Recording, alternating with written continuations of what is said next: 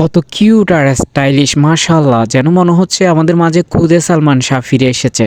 মানে অনেকটা সালমান শাহ স্টাইল, মানে এই দাঁড়ানো থেকে শুরু করে পোজ দেওয়া সবকিছু মিলিয়ে অসাধারণ। মাশাআল্লাহ, মাশাআল্লাহ!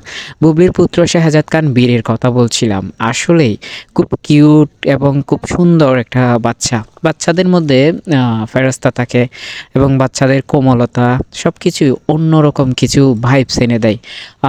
শাহজাদ খান বীরের ক্ষেত্রেও তার ব্যতিক্রম নয়। মাশাআল্লাহ! শাহজাদ খান বীর অনেক কিউট একটা ছেলে এবং খুব বুদ্ধিমান মনে হয় এবং মাকে খুব ভালোবাসে।